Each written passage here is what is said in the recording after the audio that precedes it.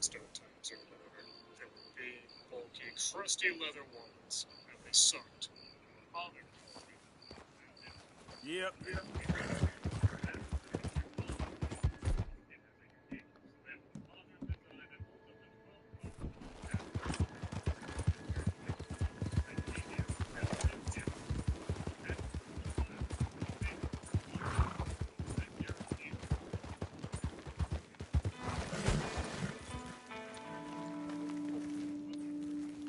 Yep.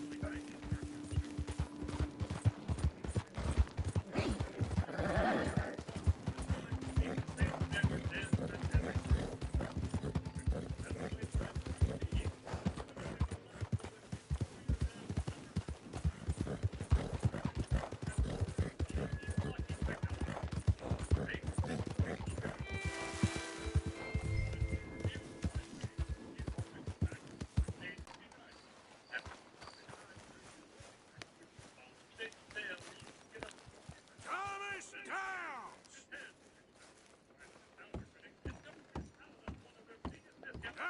Downs! Downs!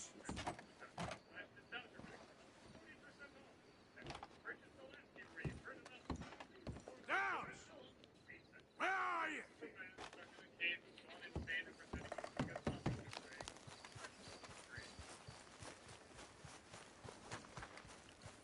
Thomas Downs! Oh, Mr. Downs!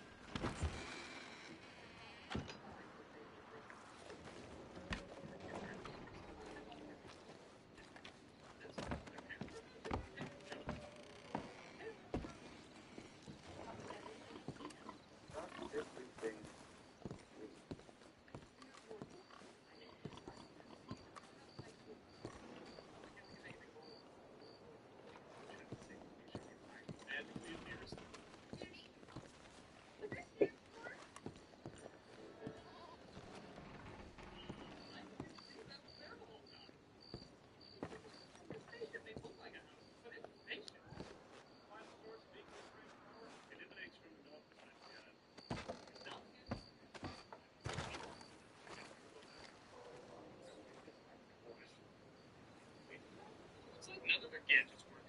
Somebody has power. We need to find out who and for what. The kids think an evil lair might be in the volcano because there's always an evil lair in a volcano. And they fall.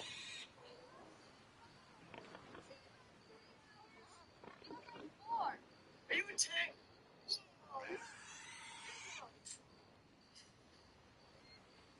And safely discover a scientist named Romeo. They nice name for Chevy. Weren't falling. An illusion. Science. Is that what you put all in the green screening? It turns out there's monstrous experiments ruining the island. So not necessary to find animals and miniature puppets. The spines. Yeah. Spider monkey? Skip the spy kids action figures and just make toys out of these. You put serum and they took 2 and 2 dolls, so he learned somehow. You think God stays in heaven because he too lives in fear of what he's created?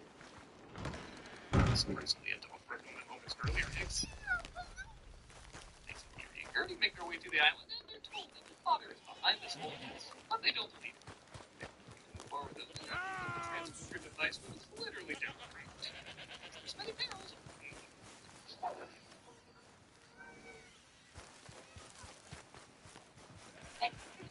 Magnets, we can get tidal riders. So the grandparents forced their base on a mission, much to the Cortez's and Please, I'm with you.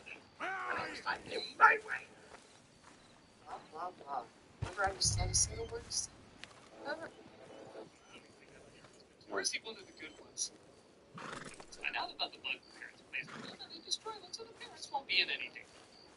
Grandpa installed a bug in Junie's necklace. Stupid mutt.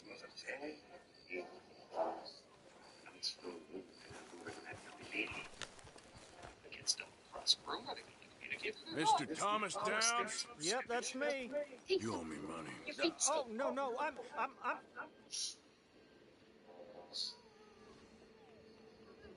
I can't for a while. This. We've got nothing, sir. But when we have something, it will be yours. We ain't a charity, Mr. Downs. Do this in stop motion. In fact, honestly, all of these characters would have looked better in stop motion. I know it takes longer. The debt will be paid especially when I can pay it, sir. Seriously, There's nothing more I can say. You know I'm right.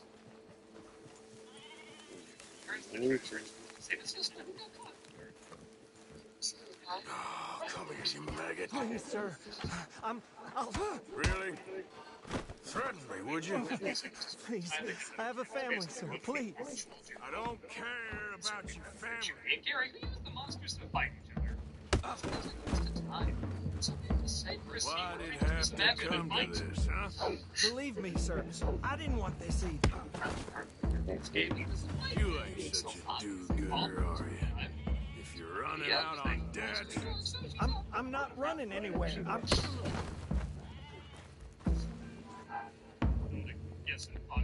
You are a slippery little bastard.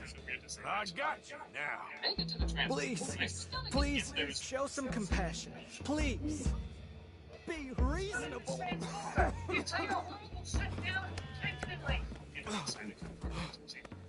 You borrowed money from my business partner, Herr Strauss. You owe him, you took the money. He wants it back. What's not to understand? Where's our money? I don't have it. Sell your place. We already owe more than what's worth. Then sell your wife, or your family, or something. We ain't your idea of charity. Is that clear? Thomas! What are you looking at? Thomas! I said what you looking at, woman. My husband isn't well. If we could just have more... Like I said, we ain't nobody's idea of charity. Get us the money.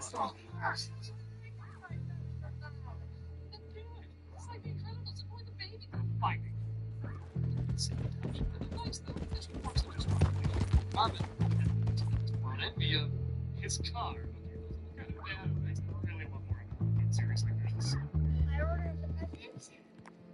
You can temporarily disable.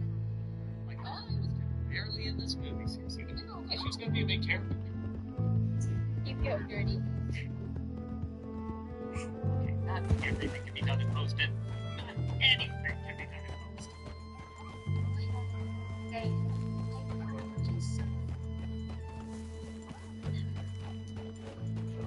you're my business. The father's way ahead of him. Asked the grandparents question why the hell they were in this, and thanks them for giving him the courage to connect with his creations again. Thank You're done, boss.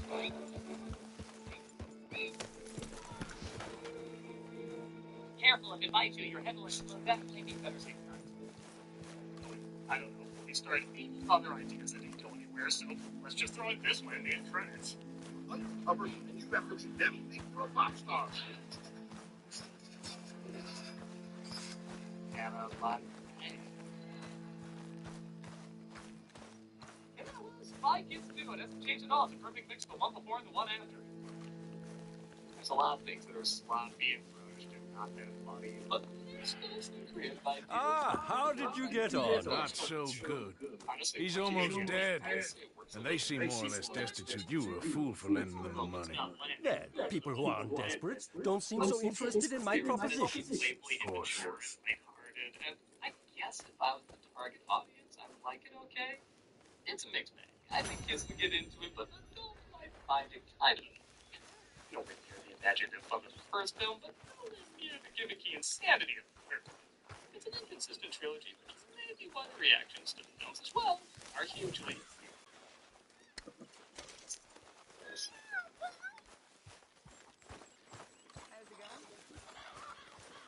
I was still doing cameos for charity, and this year, I'm still going to keep the charity solve MEC efforts. We're in Take syndrome like that 2 years ago. Well, it is slowly getting better. I don't have it nearly as bad as other people do. It can definitely take its toll and have an impact on many things. People say it's like taking COVID, a lot more people got it, and there's still not much to know about it. But organizations like this are finding out more and more and discovering how to treat people with it. So if you want a cameo of me saying happy birthday or good luck or whatever, look at the below, be giving to a good cause. If you're like, no, you're an anus and I don't like you, well, consider giving to this organization. And they're working hard to figure out as much as they can. The disease we barely scratched the surface of. So they consider coming together to help them.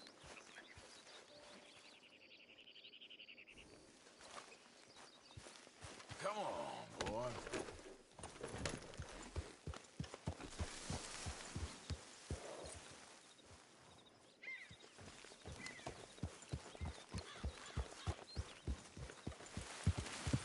Ladies, gentlemen, everyone in between, allow me to pique your interest today with quite possibly the most boring film of all time. To be entirely frank, the title of this video is partially truthful, but the other half is a lie. Allow me to explain. Does anyone remember that Tom Hanks movie where he played Walt Disney? Cool, I didn't see it. What's important to know about that movie is that it was essentially a biopic on Walt Disney, and it came out in 2013. The film was pretty well received, which is great, but in terms of subject matter, I really don't care. Because what's more important to know is that 1 year later, someone said something that no one has ever said. Yeah, Tom Hanks is great, but I think we can do better. And so the travesty was born, Walt before Mickey. The title is pretty self-explanatory. This is a biopic about Walt Disney before he created Mickey Mouse. Oh my god. Now, a couple questions come to mind right off the bat. Mainly, who asked for this? Secondly, and I'm sure we're all aware of this, but Walt Disney wasn't a very good guy. Various accounts from his career have revealed tendencies of racism, anti-Semitism, and not even joking, but I'm pretty sure the guy was just afraid of women. No, straight up, Neil Gabler, the author of Walt Disney's biography, quotes that he did not. I got my notes. He got notes over there, bro.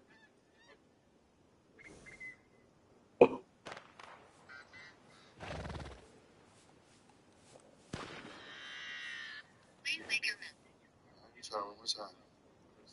Hey, so we fixed up this last time. So, I want to know if you take it. Musa dropped out north there. Yeah, shout out to the chat, man. Love y'all. To hit this topic right quick, Arkansas is looking to use gang-related tattoos and lyrics against EBK, J-Bo, in federal trial. And what is his gang exactly? EBK, man. EBK, they created that. Are they tied to any? Yeah, they tied it to a certain blood set because J-Bo's dad used to rap Indian blood too, his pop, so, you know what I'm saying? But EBK is like they knew the show. And they're using the song, I believe it's Fully Fired by J-Bo. He talked about, we got switches, we got shots. You know what I'm saying? He's saying everything. They're like, hey, see, he uses fully automatic guns. Like, he's talking about it in this song. So. And then he got caught with a switch, so that's what they're trying to put for. J-Bo's great. I mean, if that's the case, Switch is going down next because he got all these lyrics. Yeah, but I gotta have the switch on me and get caught with it, and then they're gonna bring him in, you know what I'm saying? But hopefully, got a good lawyer. We'll see. Yeah, they're gonna say, look, he has 911 KD now. Let him out. Oh, that's a good kid. That's 32. Oh, that's why he lets Arkansas got votes out there. Wasn't he Arkansas? I forget the reason that he was actually in Arkansas, but I thought it was like a show or something that he was traveling to somewhere else. He was. He fled to Arkansas, so I'm actually very curious about that. He was arrested during traffic stop. Yeah.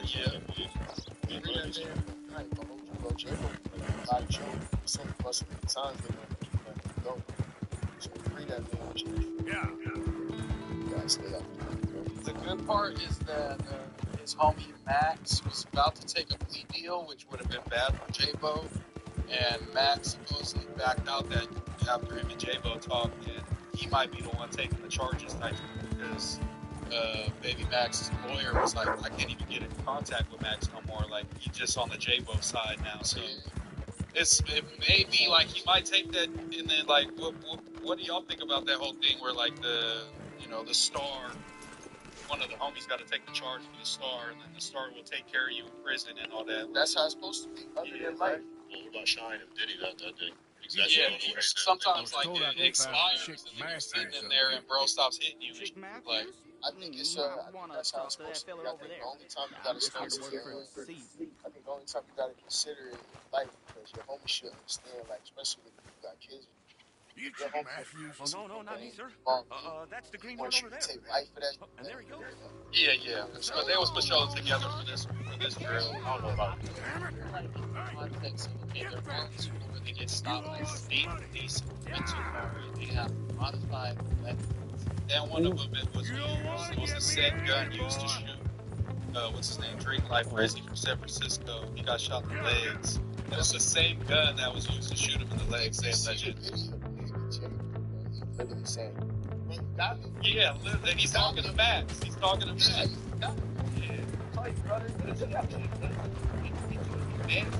They Osama came home quick from having a switch. That was The great. Arkansas switch might be different, yeah. But it's like, Chase, so the more you my owe. gun period is gonna just have one charge, right? I'm not sure. Just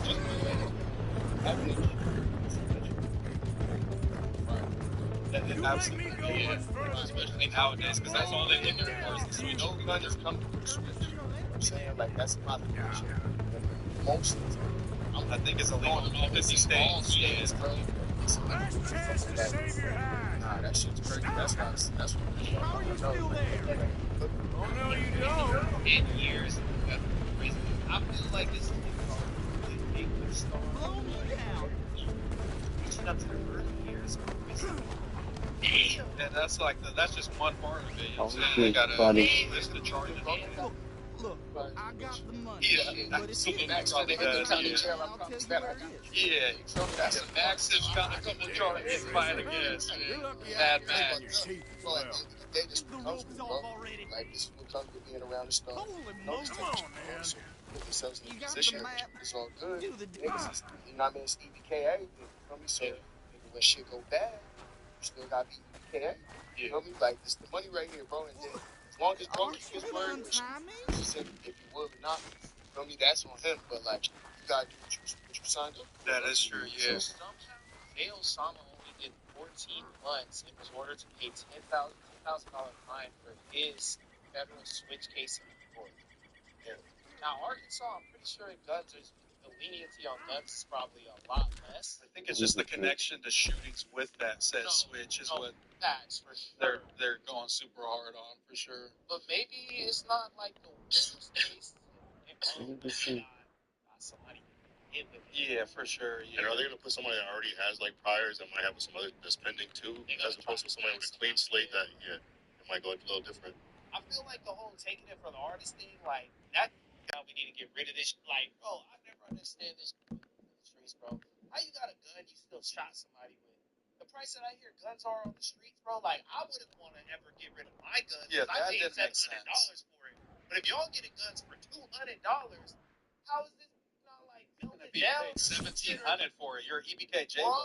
Like, I think the label signed up for $2 million. You know what I'm saying? Bro, why you have a dirty gun on you? Like, that's fucking It was probably a month between the incidents. You know what I'm saying? At least. across state lines. I'm Like, still you waiting for the cannot train tell to me come. that you thug it so hard. Like, that should be a parameter in being a thug. It's like, you gotta be real up your gun every Switch should be like left at home for very specific Leave the switch at home. Keep the standard joint on you in the car. Like, you know what I'm saying? That's wild. Niggas But we don't know that life. Niggas, no, you good, bro. Niggas love their flicks. That's what it is. You might be like, this my lucky blick. I got hella hats with this big. Customize they jeans, you feel me? Like red handles and camo and scopes and switches and shit. Like, put a 30 on that or a drum or something like that. So, Like Ricky said, it's like if you got bodies on that bitch, you should probably toss that bitch in the river somewhere. I'm not excusing it. I'm just telling you, maybe this how niggas No, for think. sure. Because they're willing to just spend it money. Like, think about it, bro. You're in the streets, right? Like, you would think it's not gonna take the time to spend money on customizing. Because you're in the streets, I'm just using this. I'm not trying to like be fancy. Use it and go. So the fact that it's even taking the time to go and customize their shits the way they customizing it, is in love with it. So yeah, the simple brain would say, yo, after I do some shit, just chuck it to the side. But anything like shit. Oh God, on GTA I go in that gun store. They can do it again, get away. Yeah. You feel me? Like, my question is, do y'all I'm think just that gonna wait for the somebody train to could come. make the music that J-Bo makes and not be living it pretty much and still be that popular? That like it all kind of is one package where it's like we applaud him for being super gangsters and rapping about sliding, and it seems authentic because we see that he's actually sliding. But then that's what ends up being his demise as well. Like, but then if he wasn't doing that, we'd be like, oh, he fake gangster, talk about he popping it like that. Like, what do y'all think? Could somebody balance that without ending up ruining their life for the image? Who's the best to ever do it? Who's the, like biggest studio gangster? 50 Cent. But he switched it up early, though. You know what I'm saying? Let's say Definitely. modern Like day. actual.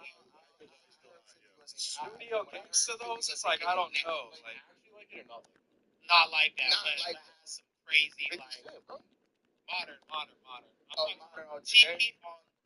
Chief Keef onward. You know, some Who are the shooters in that? Nice meeting you.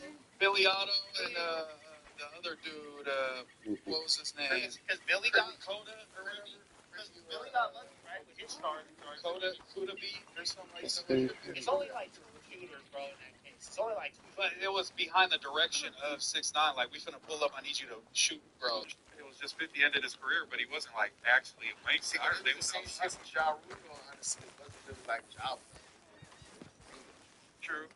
But when you run with that new shit, Yeah, people no, say you give get you lumped credit into for it. it. Yeah, Yeah, for you get sure. lumped into it, but the individuals themselves, and that's what I'm saying, even for Tekashi, I'm not arguing the issue that he's still a studio gangster, but he was actually involving himself in the same way that Ja Rule. He wasn't just rapping and be like, oh, we shot at Chief Keef and didn't do it. They was actually shooting at fools. No, I think you gotta live it, bro. I can't really think of too many examples of like just straight studio. That's what I'm saying. Like, it seems like you almost have to ruin your life if you want to be the best drill rapper. Yeah, Look at K-Flock. Look at all these fools that have went down for bodies.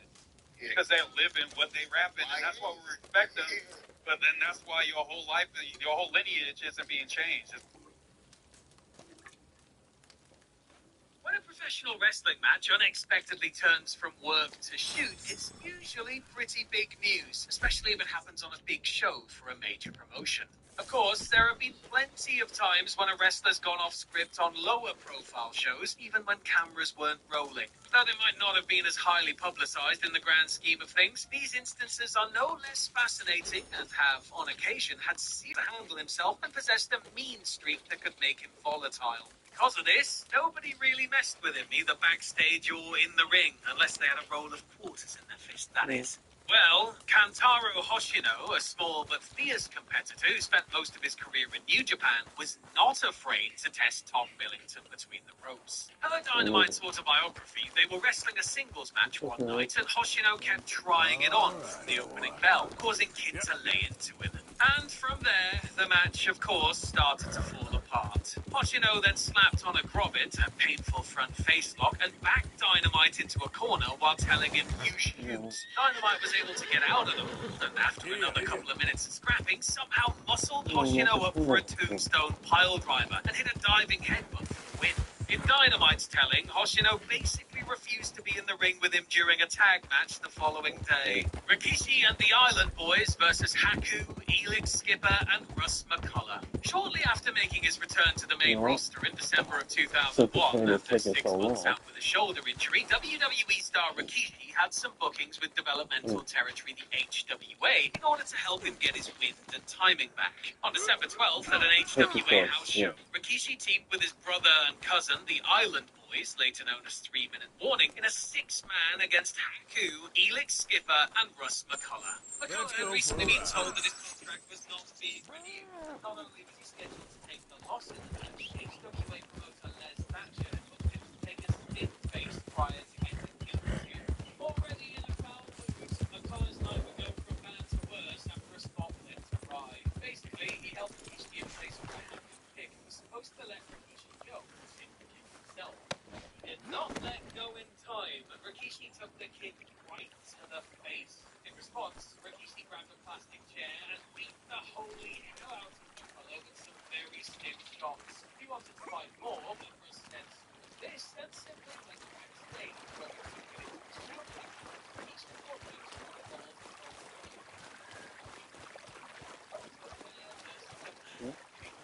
Promised, particularly about the squash match with the very common, that they were going to take a beat. That's what they were there for. Or, go in the ring, make the other guy look good by taking his offense, get the beat, take your money, go home. Yes, all in hands.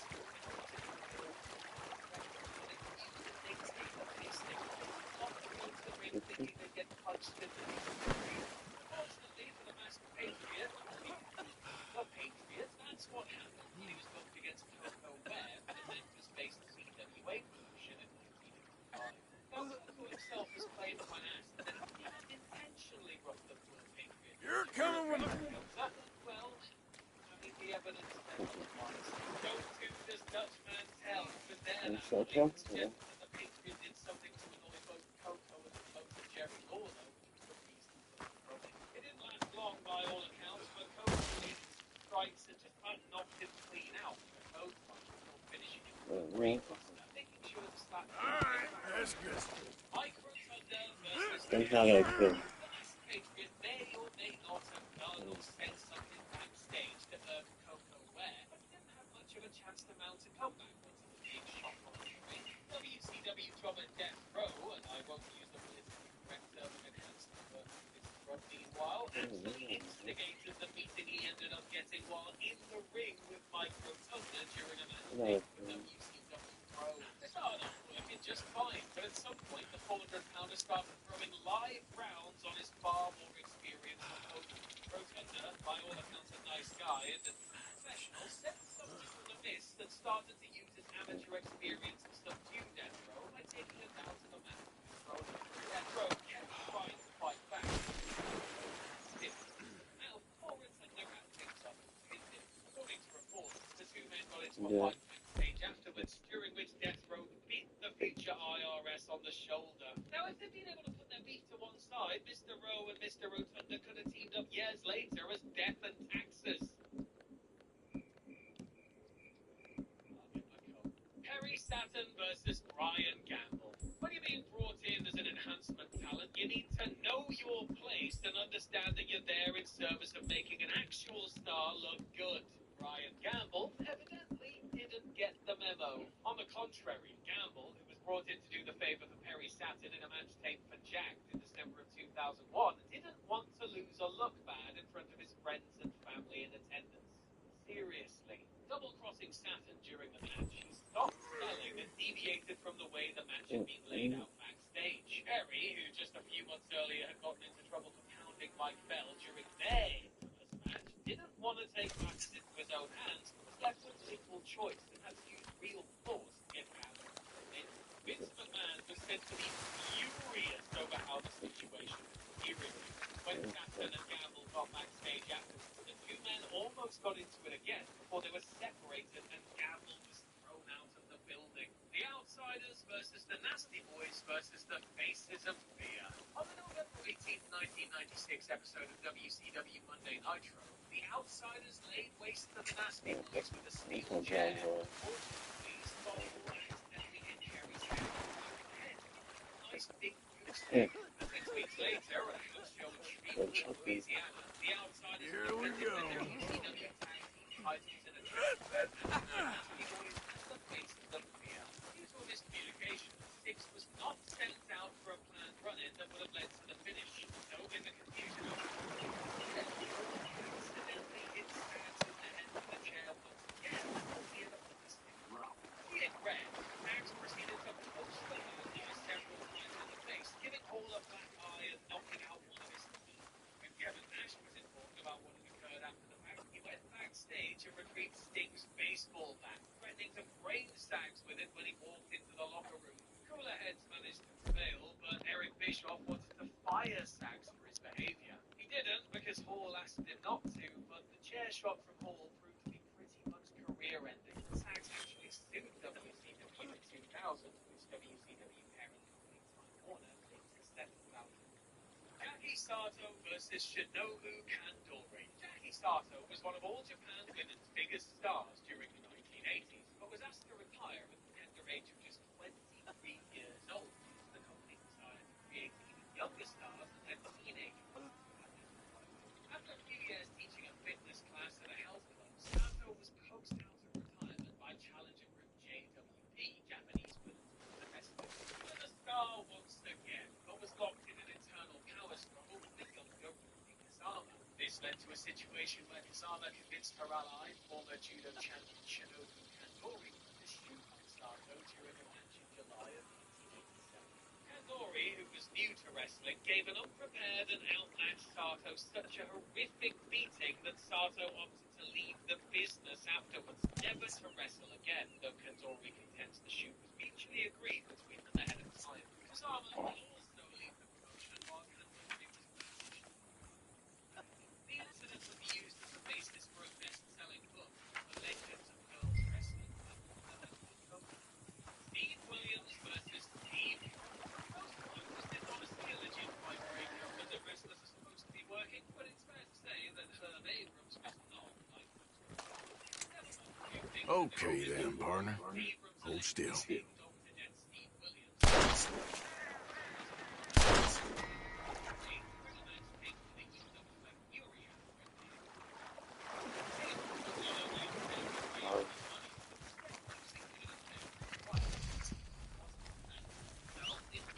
Take care of the problem yourself, you can always get one of the leaders men in the business to do it for you. Ray didn't help his case by kicking Williams in the head earlier in the case, but the injuries or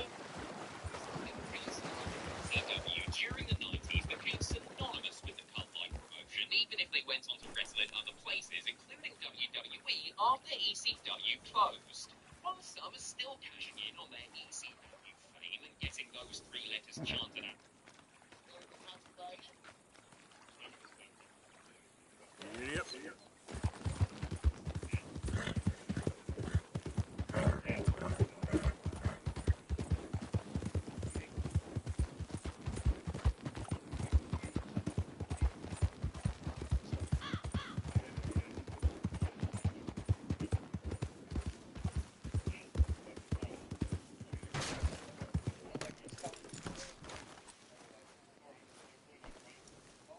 Okay then, partner.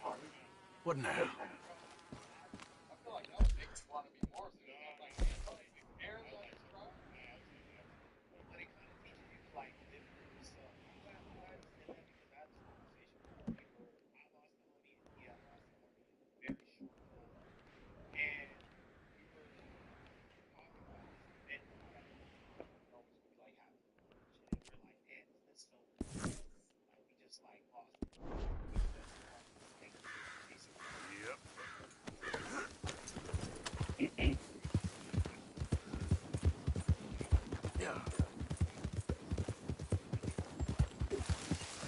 Yep.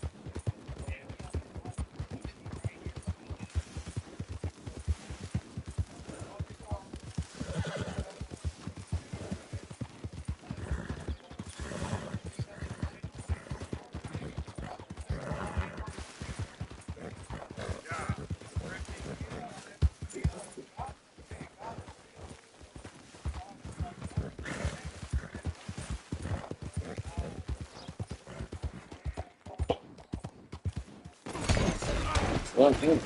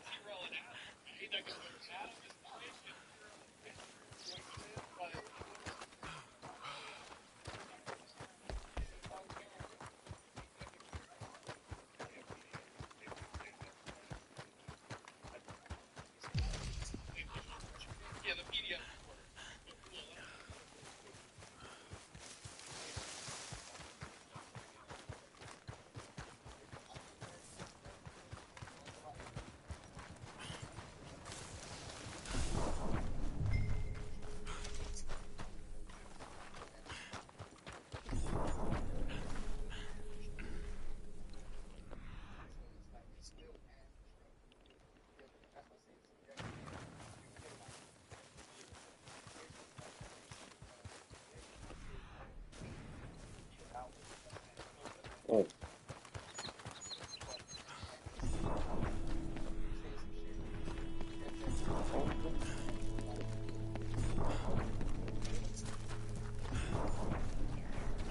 Oh.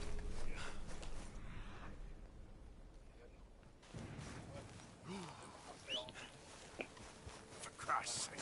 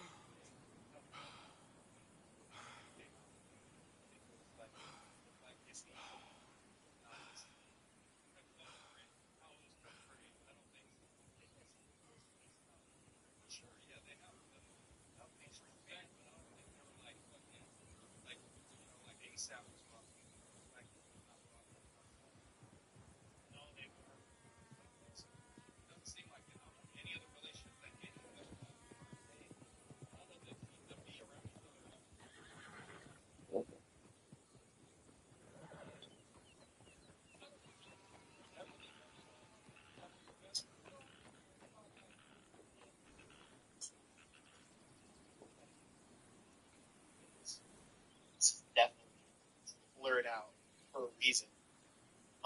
Yeah, the TikTok speakers are getting out of control. I feel like, do you think that's desensitizing people to like talking about these subjects when they're like, oh, he unalived himself and she got raped? And yeah, the TikTok speakers are getting out of control. And while it has hardcore shit here, Lil Papa's official cause of death was released. Coroner said he died from self-inflicted gunshot. Hardcore shit here. Lil Papa's official cause of death was released. Coroner said he died from self-inflicted gunshot to the head while in the acid scene. I really got to get my and speak up because this is definitely blurred out for a reason. Yeah, the TikTok speakers are getting out of control. I feel like, do you think that's desensitizing people to like talking about these subjects when they're like, oh, he unalived himself and she got raped and blah, blah, you know what I'm saying? Like, oh yeah, they're watching child porn and shit. Like, I feel like all that shit is kind of dumbing down like these serious ass words and shit. Exactly, but I'm just saying like the effect it's having, like the side effects of it is kind of crazy. I feel like. Yeah, I think we're just like meme-fighting, like, you know, people killing themselves and shit. Like, it's kind of crazy.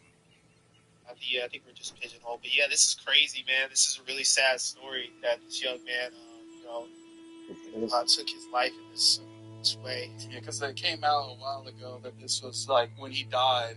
It was kind of unsure, and then this was coming out as like some rumors. They say Lil Papa, a popular rapper based out of Jacksonville, Florida, died in February, and now his official cause of death has been released. According to documents from the Fulton County coroner, the rapper real name Janarius Michael Wheeler died from a single self-inflicted gunshot wound to the left side of his head. He was in the passenger seat. A toxicology report is pending. A Hatfield Chief Police Bruce Hendricks, the Sentinel Papa, was in a serious car accident on Interstate 85 south of Hatfield, Georgia, shortly after his manager came to meet him, and that is when he shot himself. Yeah, so he must have been going through some crazy shit, you know, some bad thoughts and shit. Have any of y'all ever dealt with the thoughts of, that no life? Yeah, I'm trying to stall a whole bunch of pills one time, and I got like halfway through, and I like Googled like, what shit? And they're like, yes, it's not. But it was just all like anxiety shit. Like I was like arguing with my dad and shit. It was Like as a kid, teenager type shit? nah, I was a grown-ass man. Oh, It was like 7 years ago, and Lily Millie, she's a ranch maid here. I You know was who she I is? was like She's with like Cooper probably over like by 6, the 7 years. store. I told myself every day I want to die. And one day, just got to that point, but after that point, I never went back to that first class again. It's just kind of, I just started thinking about like what this actually meant, like what it's going to mean. Why's it always got to be such a goddamn Hard performance to with you? do that. Now, I That's told you I'd crazy. get you the money next Take week, that step. So and I'll anybody get it. that says that make people it this don't week. count, Who's to say? Lily, words take a long time. It takes Where's a lot the of money? pressure to do this shit. Like it's not an easy What? thing. Like there's That lots loan of you elements to took. stop. It's People that shoot payday. over the bridge, people that shoot I'm themselves. sorry. Nah, bro. I Like, that's don't not have easy. it right now. Bills and pass out and die. You know what I'm saying? Like I guess we got that's a big risky to me, problem, but like, don't we? Cooper, you really do that shit. give him You what really you look got. good. You look I ain't In giving the you early nothing morning hours of except for March the rest of 26, them. 2025, Summer Keys Thompson, aka Lil Swerve, and 3 others are walking down 101st, in Prairie to be exact, in the Roseland neighborhood, looking to catch some ops. In out of nowhere.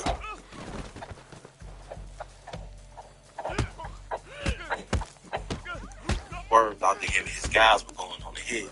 But what he didn't know was that this night, this hit was planned specifically for him. And he was there to hit the target.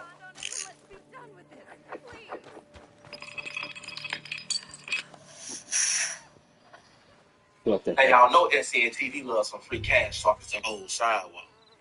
No, because I'm trying to around 5 in the morning, while most of Chicago was asleep. The streets of Roseland was already talking. A body laid out on 101st and Prairie. Multiple shots.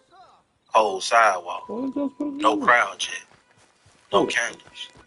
No RIP shirt. Just police lights bouncing off dark brick buildings. While another young black man from Chicago became a hashtag before sunrise.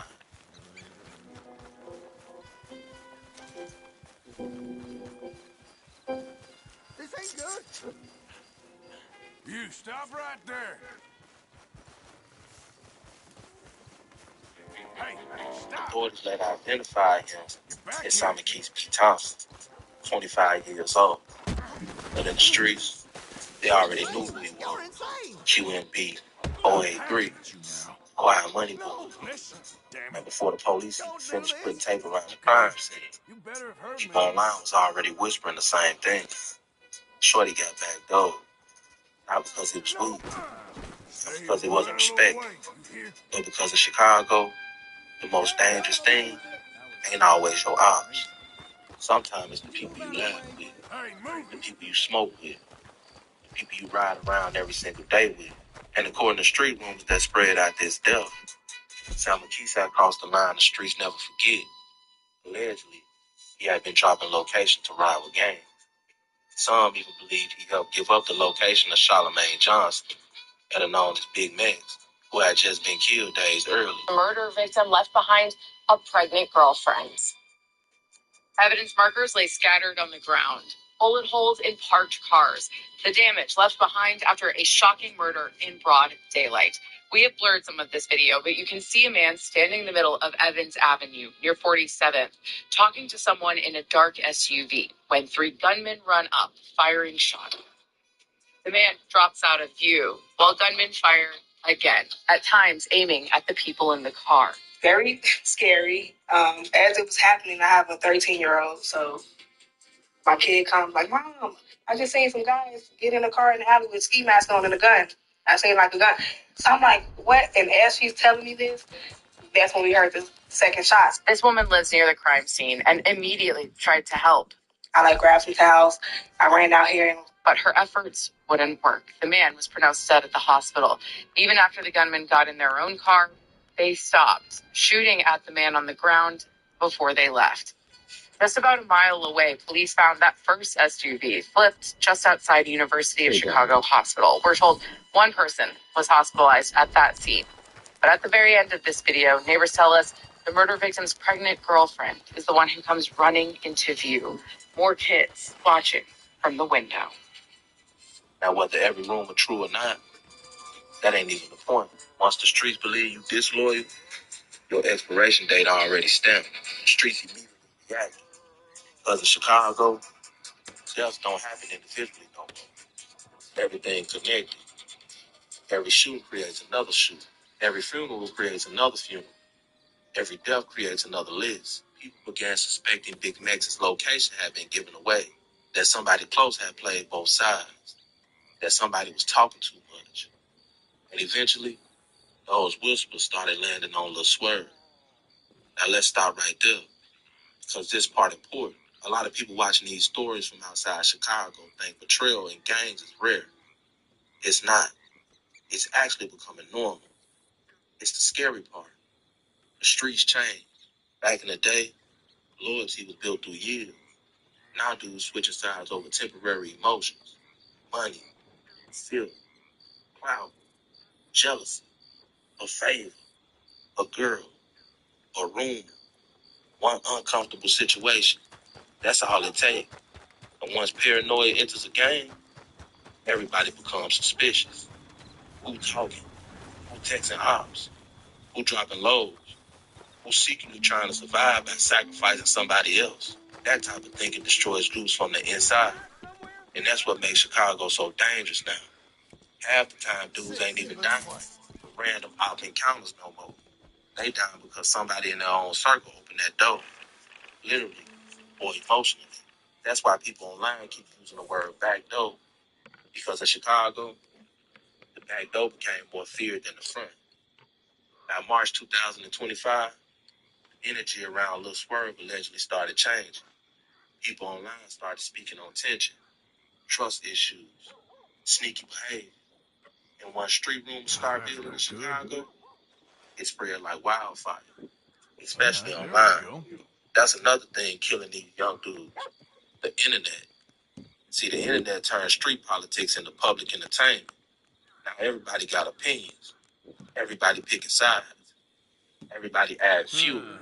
And when somebody gets accused of being disloyal online, that accusation become almost impossible to erase, even if it ain't fully proven.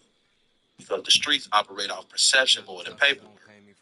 If enough people believe you grimy, you already cooked. And once they found out about Lil Swerve backdooring Mix, they decided they was going to get Swerve out of the way. That night on 101st and Prairie, you could tell it was planned strategically. Because as you can see, one man started running ahead of the crowd before it happened. Damn. So that once Swerve started running from the bullets that were coming from behind him, he would basically be boxed in. And this is how it all played out. I still figuring life out. That's still making mistakes age. That's still trying to become somebody age. But Chicago streets don't give a fuck how young you are. Once your name attached to street politics, you become old enough to die. It's been said that the 9-5 mob, 808, and Pocketown Alliance did this to him because he was dropping lows to NLMP.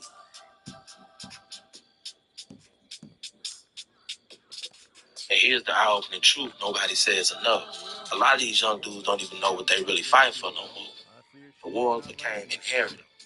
Half these shorties inherited beefs from people they barely knew. They inherited dead homies, inherited hatred, inherited trauma, inherited revenge missions. And the crazy part, most of them never even get the chance to fully become themselves.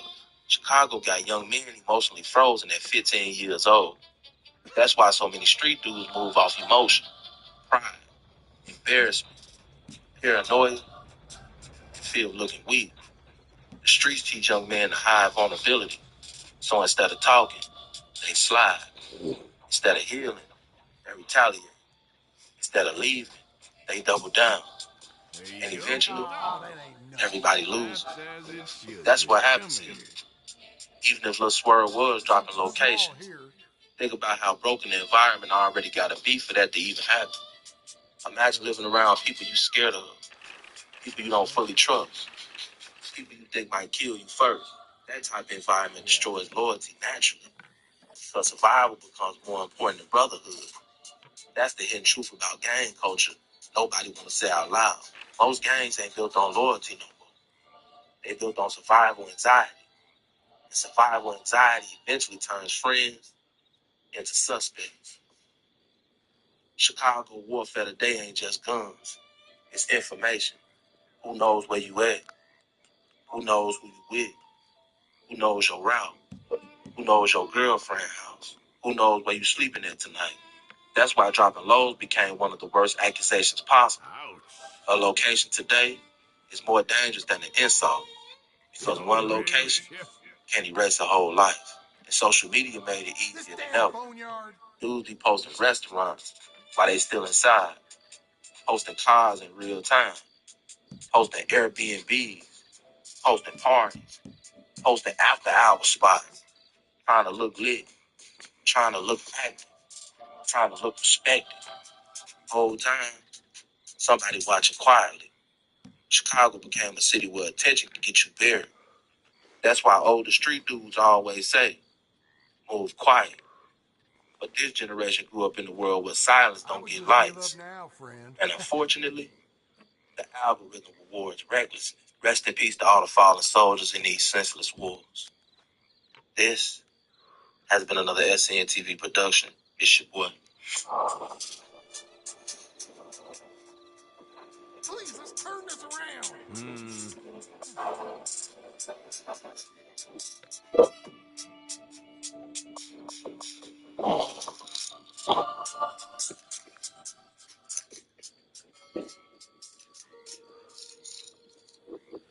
You know Martin's girl, Sarah? She damn near beat the whole town in a drinking contest. Oh.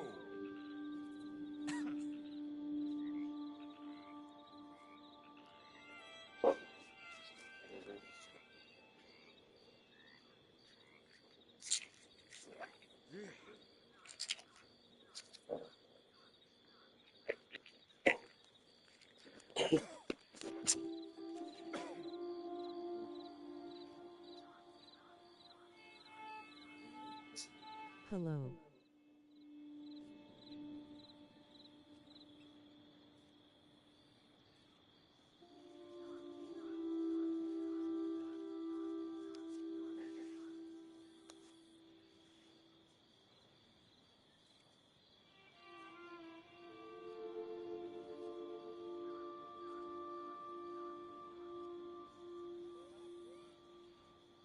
Jerk Tucker won't pay me for some work I did last week.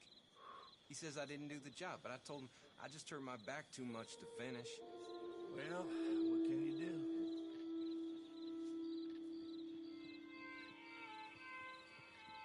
Just make a move, anything.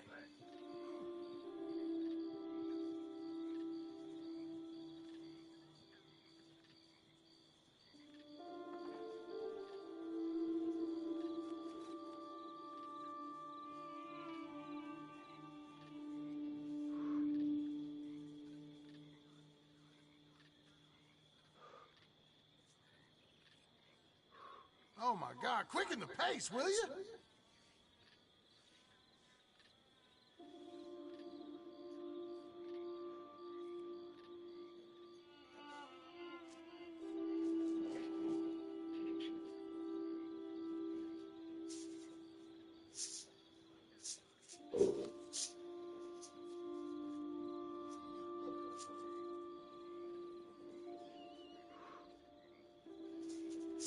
Face fuchsia come out.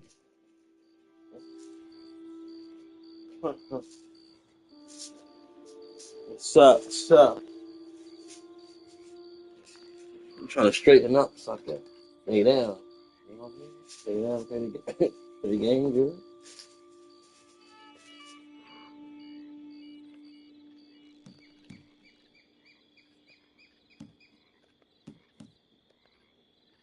Give this to me. I need this. Come on. There's that. That's okay.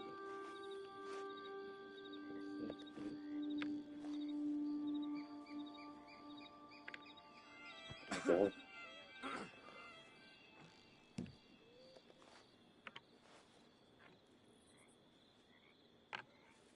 I'm not one to gossip, but I hear Boy, that don't look good for you, does it? You talking? Yeah. Sounds Perfect. There we go.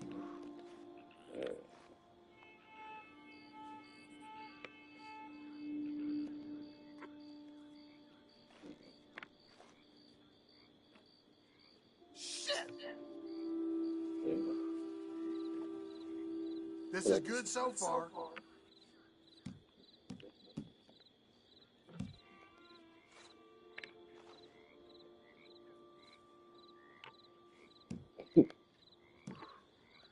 Domino, I believe. Okay. Yes. If this will make you happy. Thank you. Thank you, buddy. Out of the damn way. Be with you momentarily. Nothing like a fresh start. Hello, how can I help? Oh, happened. No. Thanks, partner.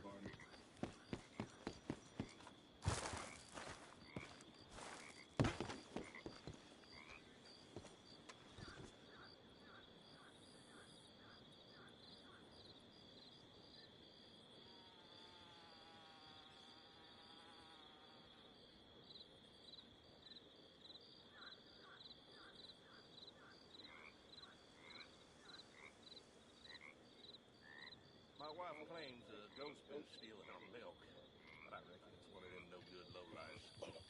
This damn place.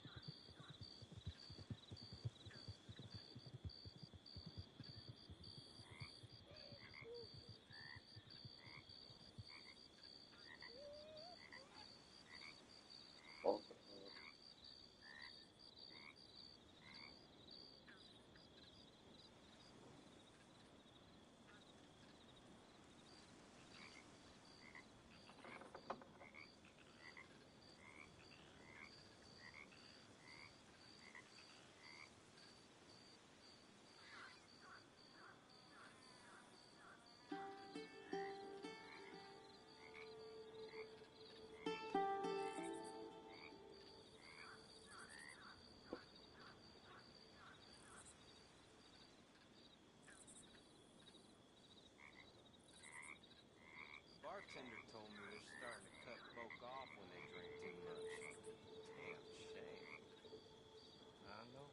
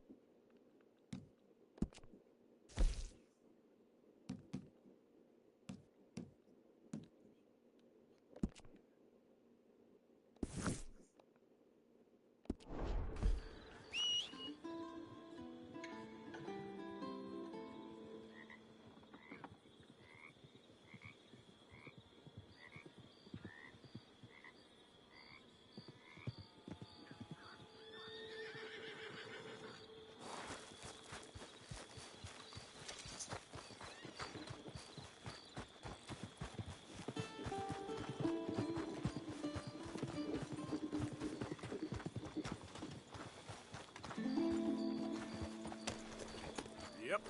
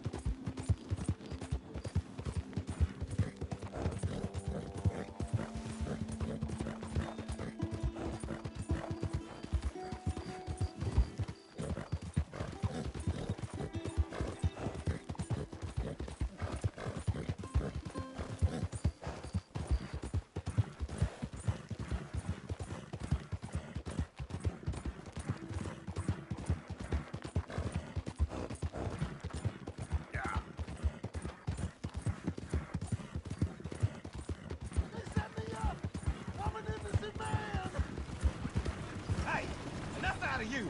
Stay back from the wagon, sir. Transporting a fugitive. Hey! Hey, you! Please! You gotta get me out of here! Let me out of here! I got a wife and kids! Shut up and keep On still! your way to a hanging, boss? Just what in the hell is your problem? I never robbed a thing in all my life!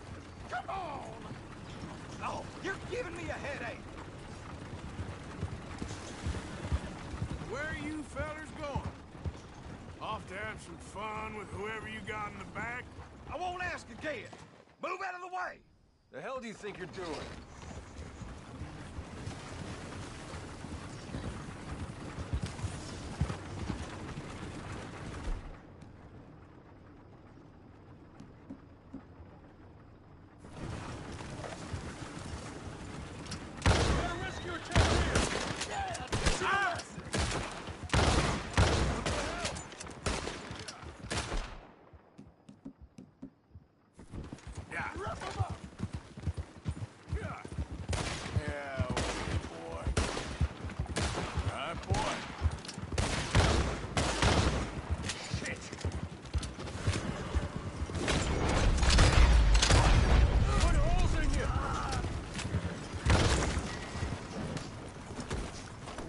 Let me out!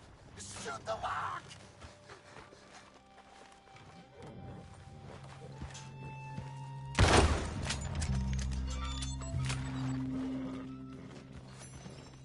Am I glad you showed up when you did? I don't have no money to give you, but I do have some information that might interest a man like yourself. There's this odd lady who collects things. Has a place north of Strawberry. All kinds of goodies, I hear. Might be something there for you. Interesting. Thanks again. Safe travels. Yeah, you too. Lay low.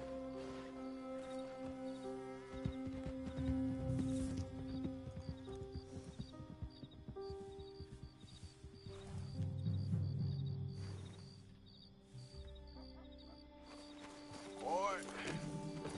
Yeah.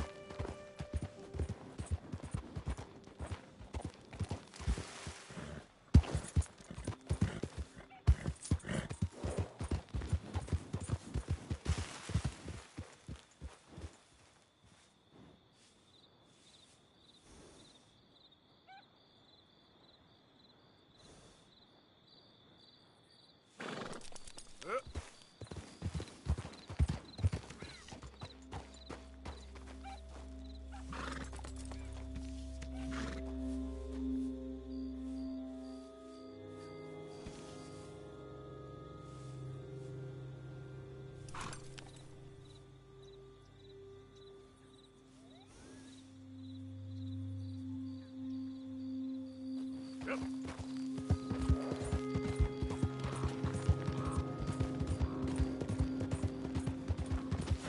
Shit, figures it's you. I'm gonna enjoy it. Don't move a goddamn inch.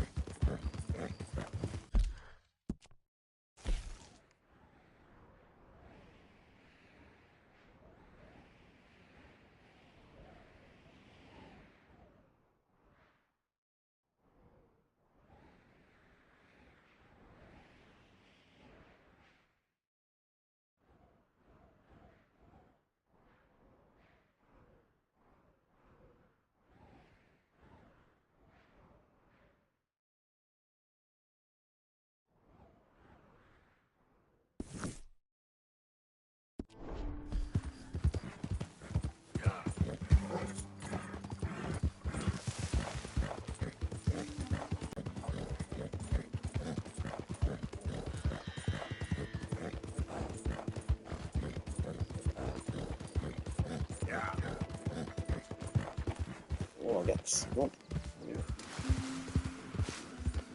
Nuggets.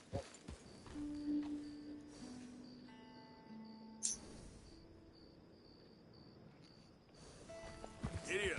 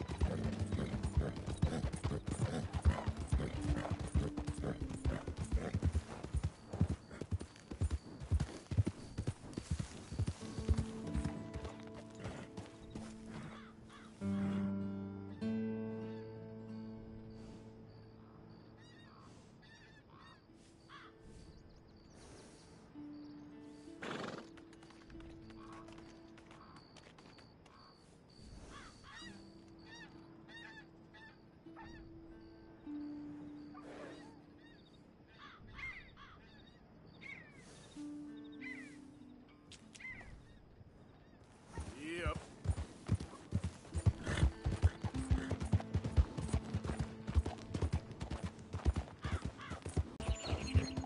Yeah.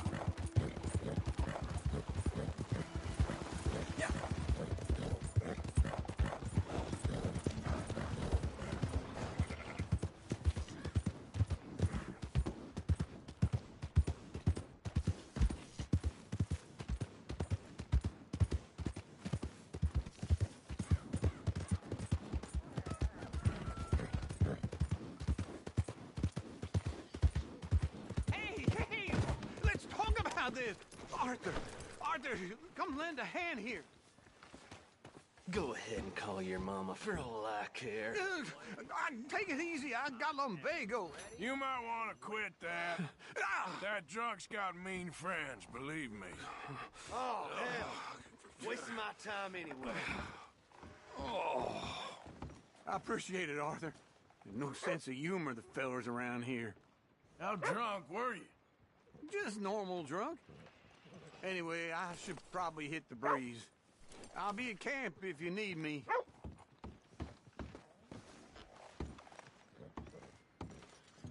Hell, there's a face I haven't seen in some time.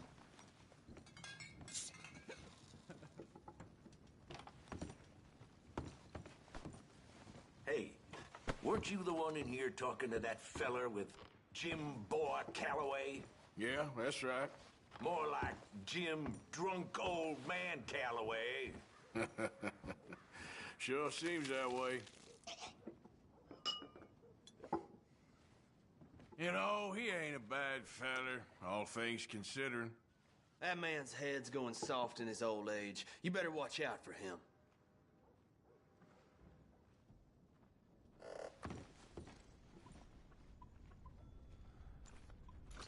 Listen, that your feller? The old one? Here you are. Yeah, he's mine.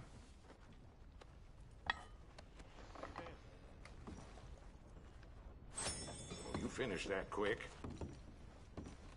Listen, fool or not, that drunk's a friend. I'll see you mess with him again. I'll see to it you don't do much after. Screw your threats. That piece of shit comes round here again, he'll get what's coming to him. Well, you... Hey,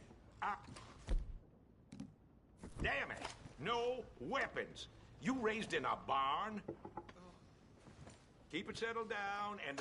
Okay, didn't mean nothing. Hey, how about putting the gun down? No, you keep pointing that at me, you're gonna be sorry. I ain't got time to bother with you. Why don't you put that gun down?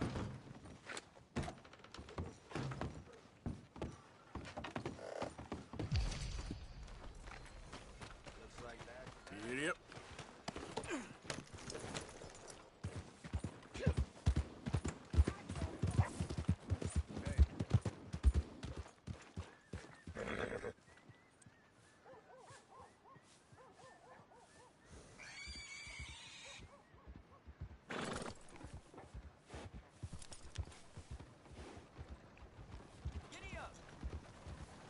Morning, sir.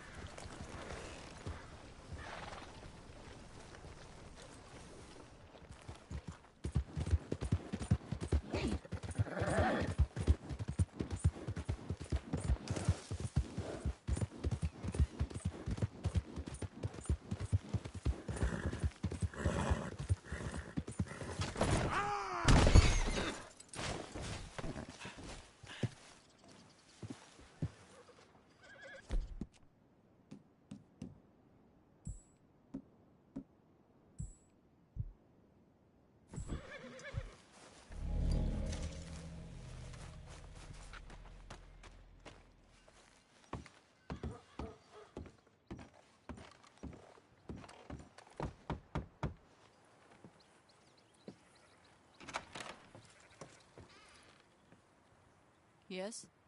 Oh, I'm sorry. I didn't mean to disturb you, ma'am. Is Mrs. Linton in? I'll go see. Mrs. Linton? A caller for you.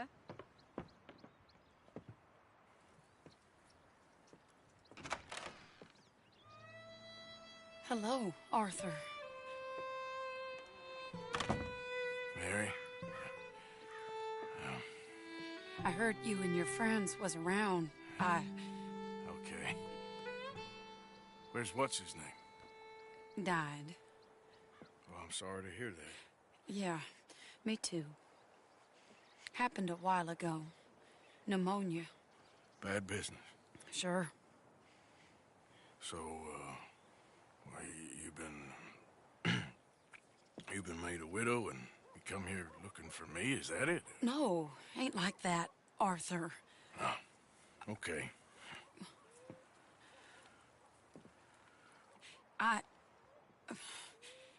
My family. I need your help. You mean the family that always looked down on me? You want me to help them? It's my little brother, Jamie. I always liked Jamie, at least compared to the rest of them. He's broken Daddy's heart. Daddy has a heart. Don't make me beg you, Arthur. My money, my life, me. I wasn't good enough. I'm sorry. We need your help real bad. Little Jamie's joined the Chelonians, that strange religious order. Good for him. They're quite mad, Arthur. They'll kill him. You're the only person he'd listen to. So, I'm too rough to marry into your family, but it's okay to ask me to help in saving your family. I'm sorry. I understand if you don't want to help me, but I think of you often. Long time ago now. I'm begging you, Arthur. I say let Jamie live Jamie's life and not the nightmare that his daddy dreamed up for him. Jamie's so innocent, Arthur. Please, Arthur. Will you help me?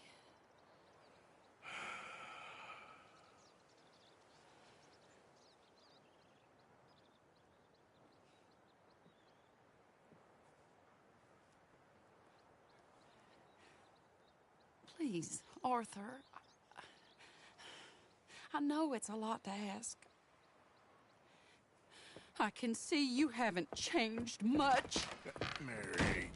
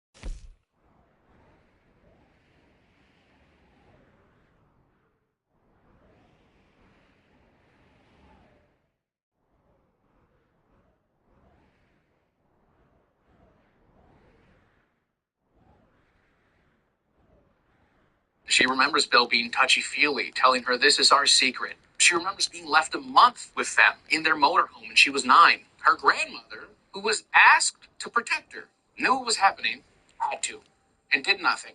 We later learned that Debbie actually caught Bill red-handed one time with Angie, and she made Bill promise he'd never do anything again, and she believed him. Bill eventually saw prison time after he molested a neighbor's girl named Christine in Florida, threatening that he would kill her parents if she spoke, but thank God she did and sent his stupid ass to prison. But still a tale as old as time, he was let out 2.5 years early for good behavior. What a shocker. The pedophile behaves when he has literally no access to children. And Angie remembers her mom telling her that he was going to prison for this. And then she asked if he had ever done anything to her. She remembers being turned away from her mom and not turning back to look at her when she answered. She just said, mm-hmm. And her mom walked out of the room. There wasn't any conversation about it, ever. And what killed me is Angie recounting this and saying, Come on, there's gotta be a fight every night in that shithole. Just show some respect next time. We've run far worse than you out of town before.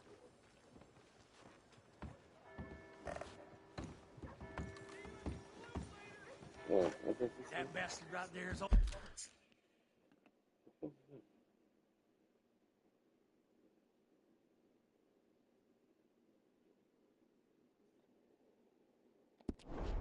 That's wrong with this world. I wish I could squeeze his eyeballs to mush. That's so. Welcome back, sir. Have a look around.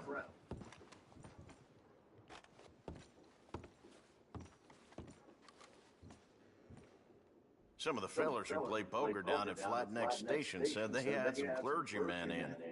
Drunk out of his mind.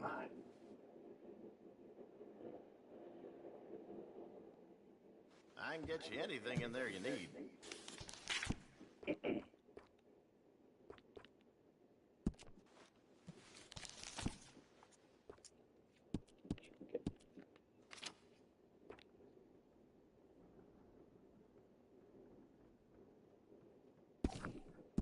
Medicinal supplies are #1 when traveling.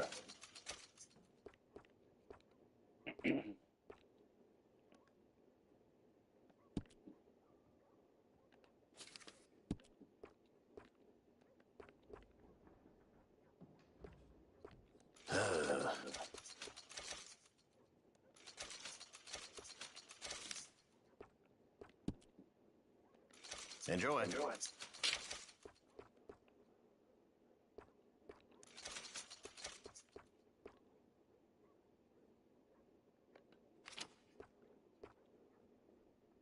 All right.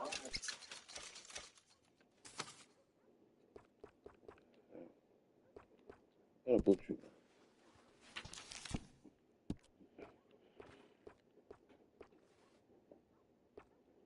I'll get to you.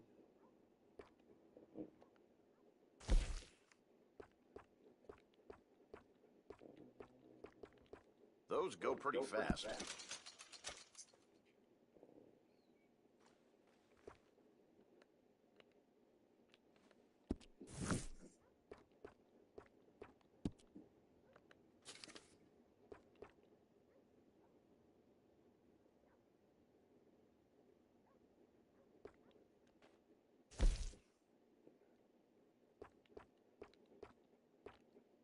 You like that?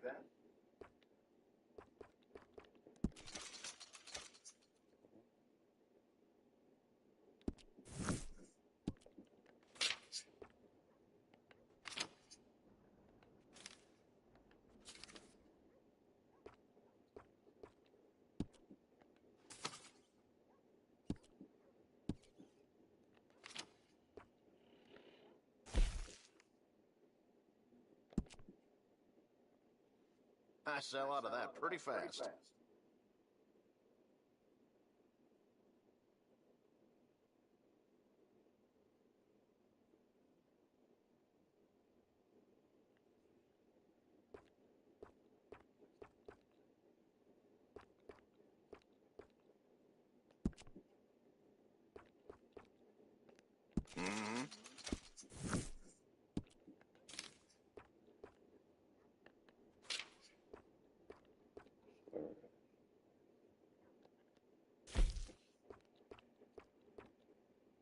Seem to have your eye on that.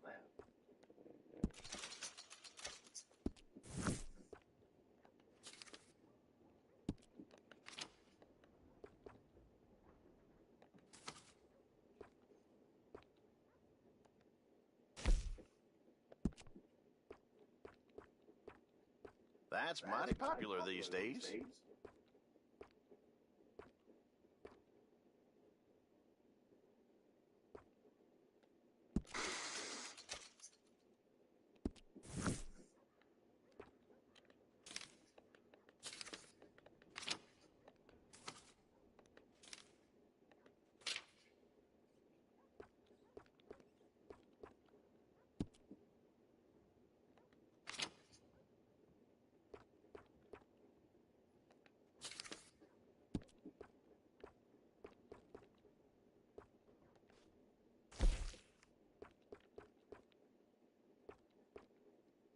Seem a bit taken with that. Yeah.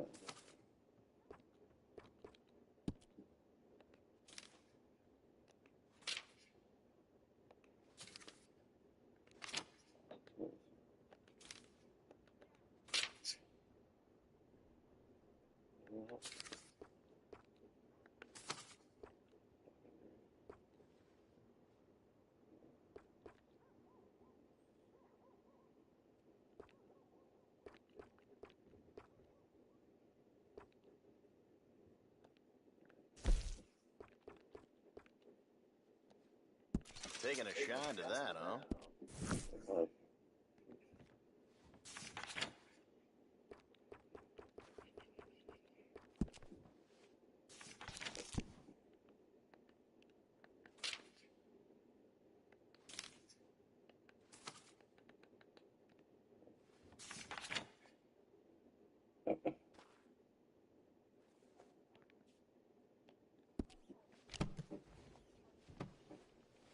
Got what I need.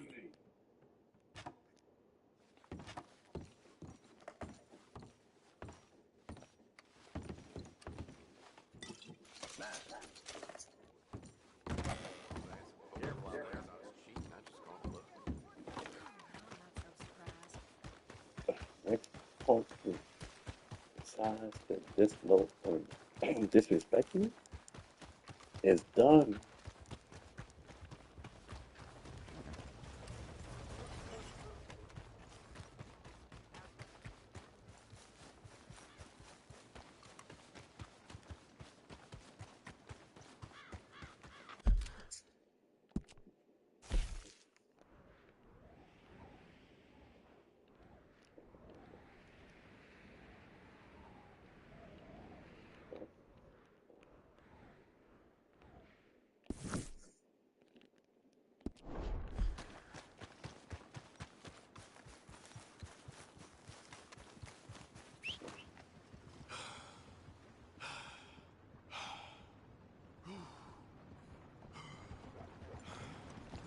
Morning.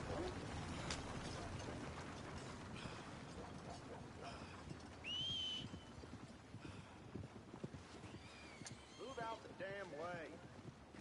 What's my host? Come on, boy.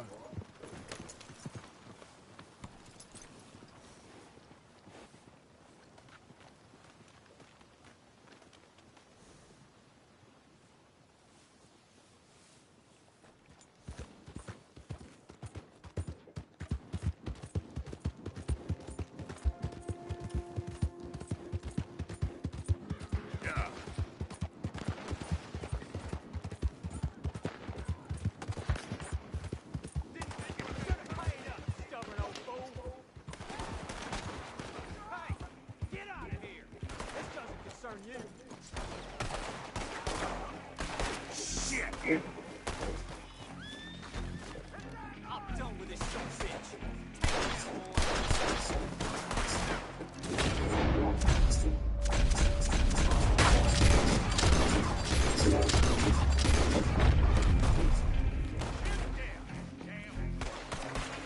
You bought a ticket to hell, you dumb bitch.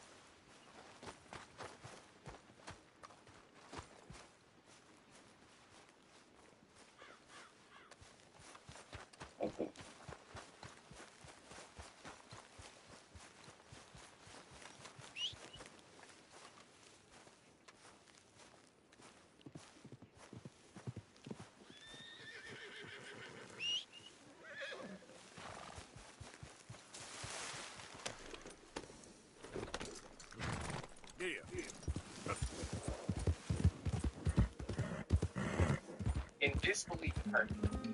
There wasn't even a hug. Imagine this poor girl being put through fucking hell, and her support system, her mom. Of all the victims that have now had their lives changed for the worst because of his actions, and partially because of the guts to do it, because he didn't want to potentially open a can of worms, have someone come after him, yoking her for not keeping up with her dad, which I wonder why, Bill, dumbass. Oh, gee golly, you're gonna let your frail dad die alone, huh? Yeah, once again, that's a great movie once said. But wait a minute, because he was inappropriately touching these young twins at the home he was at when he was making all these calls, when he's dying. And that's why he ended up in this ratty motel where he had to decide to visit one final time. By the way, with that, thanks. So he visits, and yet he told but they didn't come here to lovingly send him on for the gates. Well, he sounds like anything that's what he vows at home. But that's because why would somebody take a look at this and turn around and say, but the Lord forgives me. There's no sin that cannot be forgiven. I imagine it's easy to admit your sins to somebody who's not really present and able to respond, or God forbid, make you feel bad about it. By the way, even here, on his last legs, he still makes incredibly weird comments toward the camera woman, asking for photos of her, and I don't see the joke here. Like, if he's joking, he's just an old shitter, pervert, pedophile. He doesn't care who it is, doesn't care who's there. Drop him in the pool. Amanda came with 2 messages that she wanted to play for him. One from Angie, and one from Bonnie, the victim from the clinic that he worked at. One of them. He listens to Angie's and actually sends a message back. It's a real nothing burger. Just, thanks for reaching out. It's your grandpa. None of it was done purposely. People make mistakes. God bless you, honey, and I believe we're going to walk the streets of glory together one day. Okay. But when told they're going to play the message from Bonnie, however, he refuses to listen to it. Completely changes up. Oh, wait, this isn't a family member that I hold some embedded goodwill with? That I can possibly manipulate because I'm still their grandfather, father, whatever? Oh, don't play that one. He does end up listening to it because he can't put up much of a fight, just saying whatever, completely fucking switches up. When Bonnie was initially asked what she wanted to tell Bill, her response also hit me very hard. Sick perversion to get off for a few minutes took the spirit and the life out of the 4-year-old girl. And spoilers, Bill died, and they donated his body to science so no one would have to deal with it. I will admit, for a split second, I didn't feel bad at all. But I thought, man, it's crazy that Amanda is still holding his feet to the flame, even when he's crumbling. This is crazy. But also, good.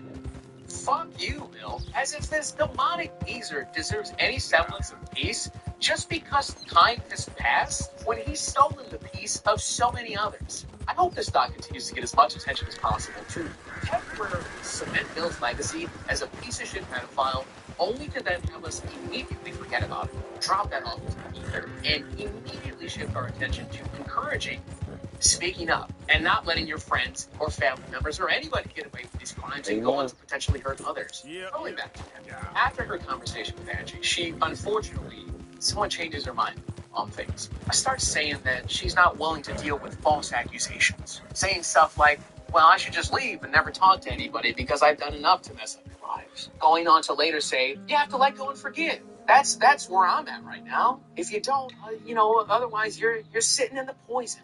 Which I think is great in theory, but in this particular situation, because she is not patching things up and not really taking accountability when it comes to Angie, this unfortunately rings like another way of sweeping things under the rug. I imagine no one wants to sit in it, but choosing to take that route, while also not communicating or leaving the space to hold each other accountable, is part of the problem. It's another form of inaction. There's a section where Bonnie revisits that same clinic from when she was 4, and she starts to spiral a bit. It all comes back to her. The owners are there, and let me inform you, these owners had a 12-year-old daughter who was also assaulted by Bill. They terminated him, filed a complaint with the board, and pursued legal action, which good on them, but this was unfortunately not the time that landed him in prison. The owner starts telling Bonnie, God says we have to forgive. And she's calmly responding with, it's hard to forgive someone who doesn't ask for forgiveness. And the elders stand up, Before you leave, let's gather in prayer. And they start to pray over her to fill her with forgiveness. Amanda's face is mine. And after watching the entire documentary, this part frustrates me even more because it's a part of the same bullshit pipeline of sweeping shit under the rug. Just let go and let God. Well, no need to intervene. God will take care of this one. The same God that Bill swears up and down will welcome him in with open arms. Once again, I don't think these people mean anything malicious when they do something like this, but it is, respectfully, another form of inaction. We're gonna pray it away. They're not, though. She tells them to their face, she's never going to forget this. And they try to understand, but like it would not go away. We can only hope she will survive, that she'll triumph in spite of it. The doc just left me so worked up, but with an added cloud of sadness that just left me feeling like defeated almost. But I think a documentary like this is important because talking about it, what Amanda did and what she pushes forward, feels inspiring. Even after all of that, Amanda genuinely risked a lot with her family to put this story out. I mean, her mom left the state after their disagreement, and yes, they later started to communicate again, but Amanda is truly the star of this. Absolutely disturbing, but an instant recommendation from me. Next doc.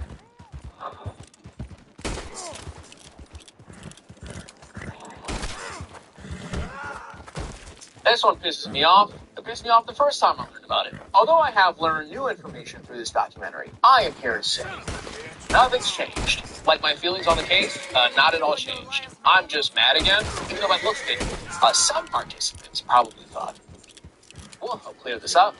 I learned about this case a while ago while watching the video. Parents discovered their daughter is a mass killer by Dr. Insanity, who does a pretty good job with this type of stuff. I went to go skip through the video again, and he actually offered up a lot of details, footage, and evidence that weren't shown in the documentary. Which makes sense. I'm sure the doc had absolutely everything at their disposal and had to obviously condense it to the best of their abilities. I do still think it's funny anytime I see a channel this transition into a sponsor, because it's always in the middle, so it's like, and that's where they found the daughter's decapitated head in the freezer. And I don't know about you, but I hate when anything's frozen. Especially my food. That's why, hello, I'm not criticizing them, by the way. I obviously discuss heavy content and work with sponsors. It's just funny. So the crash problem stinks. You know why? Like it shot me down. Because I don't have my Helix mattress. I'm forced to sleep on hay bricks like the Three Little Pigs. Today's sponsor is Helix Sleep. Helix Sleep makes premium mattresses and bedding that are customized to fit your personal needs. Shit, man. They're sponsoring this video. If you've never heard about the case at all, I think it's definitely an interesting watch. You'll breeze right through it. If you've already seen someone else's coverage, this is still a good reminder with extra details and a proper conclusion. Let me bring you through the story. I don't think this will take all that long. Mackenzie Chirilla is driving her boyfriend Dominic Russo and their friend Davion Flanagan home at about 5 in the morning after hanging out with friends the night before who were smoking and celebrating their graduation. A bit past 5:30, they drive down a long stretch of road that finally splits into an intersection. But the car continues forward at high speeds, hits a sign, and slams into a building. 2 of the 3 passengers are dead on arrival. The only truck sit mute wacko. The driver leaped.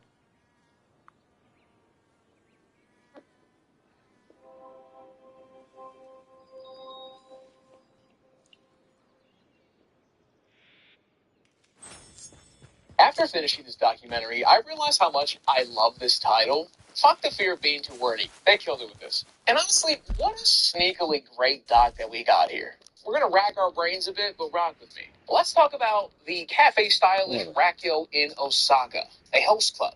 What's a host? Asked the stupid, ugly, uncultured idiot. Not you, the other guy. Yeah, the one that's eating watching this. Yeah, that gluttonous Hoover. Pay attention, Chewie. Not projected. Okay, wait. A host can fall under multiple descriptions, but they are essentially a paid date for women. The woman, or women, come in, select the host from their menu, and then he comes over to the table and he shows up a good time. You got a selection. Maybe you want a real handsome, aloof fella who's gonna make you think you've somehow broken down all his walls, and you're the one for him. Maybe you get a fun comedian that does Fortnite emotes and leaves you soaked in dopamine. Maybe you want a combination. You know, points that does something a lot. They are here to eventually get a crucial to please these women, and even sometimes physically. Well, I don't necessarily think that's off the menu. You know, it sounds like an under-the-table type deal at their discretion. But they are here to sell dreams to these women. You see, like, fall in love with me, and you know what? That's not awkward. It's actually great for business. Because they obviously get paid. But it's not the amount of women that walk through that pay your salary. It's the amount that these women spend. They're here to have a good time, so when the vibes are high, hey, let's get some drinks. Let's order some drinks. Or the sexy host that you're swooning over leans over and whispers, you know, I could go for some champagne right now. Some really fucking expensive champagne. So you order a bottle that's 10 times its actual price just to have the host swarm you as they do this little, almost like celebration. Celebrating that you ordered a luxury item. Congratulations. And are watching them do all this, and they basically fucking waste it. They just have it spill everywhere, and they senselessly chug it. But it's the act. It's the show. You spend all this money, so the guy's gotta, like, be more now, right? You can probably relate a few of the things I'm saying to strippers. It's obviously different, but a lot of the tactics used aren't that far off. Like, you ever seen someone leave a strip club, and then they're like, wow, she really likes me. No, seriously, she gave me her number, look. Yeah.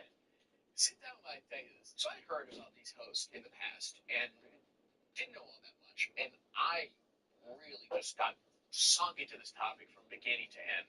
You'll think you sit on one end of the spectrum, and then you'll start to lean this way, and then by the end of it, you'll just end up questioning life. Issei is the top dog in these streets, the #1 ranked host, so he's often sought after. You see, if you're good and you can properly pester starting out, entertain, and build up your reputation, you can start to make some real money. The lowest number we hear from an interviewed host is $10,000 a month. Issei, who the doc somewhat focuses around, says he brings in around $40,000 to $50,000 a month. And his worst month, I mean, things are just going bad. 20 to 30,000. He has all these women falling for him. He has sex with dozens year round. He drinks and parties and gets paid handsomely for it. I mean, is this not the life? Well, let's talk about their clientele. These women want to have a good time. They want a handsome man to lead the evening, treat them like queens, and just make them feel good. Whether it be from compliments, nice gestures, listening to them, giving them advice, playful flirt fun. Yes, seriously, she gave me her number. Look. Although I don't necessarily think that's on the menu. They don't talk about it a ton. It sounds like an under-the-table type deal at their discretion. But they are here to sell dreams to these women. You see, you might fall in love with me, and you know what? That's not awkward. It's actually great for business. Because they obviously get paid. But it's not the amount of women that walk through that pay your salary. It's the amount that these women spend. They're here to have a good time, so when the vibes are high, hey, let's get some drinks. Let's order some drinks. Or the sexy host that you're swooning over the whispers you want to go for some champagne right now. Some really fucking expensive champagne. They order a bottle that's 10 times its actual price just to have the host swarm you as they do this little, almost like celebration. Celebrating that you ordered a luxury item. Congratulations. And are watching them do all this, and they basically fucking waste it. They just have it spill everywhere, and they senselessly chug it. But it's the act. It's the show. You spend all this money, so the guy's gotta, like, be more now, right? You can probably relate a few of the things I'm saying to strippers. It's obviously different, but a lot of the tactics used aren't that far off. Like, you ever seen someone leave a strip club, and then they're like, wow, she really likes me. No, seriously, she gave me her number, look. Yeah. Sit down while I tell you this. So I heard about these hosts in the past and didn't know all that much. And I really just got sunk into this topic from beginning to end. You know, you sit on one end of the spectrum, and then you'll start to lean this way, and then by the end of it, you'll just end up questioning life. Issei is the top dog in these streets, the #1 ranked host, so he's often sought after. You see, if you're good and you can properly pester starting out, entertain, and build up your reputation, you can start to make some real money. The lowest number we hear from an interviewed host is $10,000 a month. Issei, who the doc somewhat focuses around, says he brings in around $40,000 to $50,000 a month. And his worst month, I mean, things are just going bad. 20 to 30,000. He has all these women falling for him. He has sex with dozens year round. He drinks and parties and gets paid handsomely for it. I mean, is this not the life? Well, let's talk about this. If women want to have a good time, they want a handsome man to lead the evening, treat them like queens, and just make them feel good. Whether it be from compliments, nice gestures, listening to them, giving them advice, playful flirting, or I guess somehow even the right price to get a room with them. A handful of women are interviewed and they talk about the money that they just piss away in the process. But none of them really seems to regret it. They are more than willing to pay for that temporary happiness. And yeah, the inevitable happens for these women. It's not feelings of their own. They want to be their girl. They paid for their attention and crave more. So they pay more. They want to be in a relationship where at least live in a temporary reality where that's not necessarily on the table. They want to feel special. Quite a day, isn't it? Work is work. The fucking bombshell documentary to me is when they ask all of these women what they do. How are some of you even able to afford these motherfuckers for as long as you have them? And the collective answer is... Well, that's what I want to be my thing. If I have to take another picture, a grumpy housefrau, a pompous middle-class burger, I will feed myself to the lions. Stand here. Here? I know it's a small sample size, but this just seems to be the trend from what we see. Albert Some Mason. of these things you hear. Arthur Morgan. Pleasure. I'm trying to find and capture images from the sex of our great virtue. predators. It's not about Before what our I greatest want in predators. my heart. It's Kill about them all earning and a living. stick them on That's some why I have to be clubhouse a wall. prostitute. Because Good I luck want to with see that. everyone smile at Not the breakfast. easiest.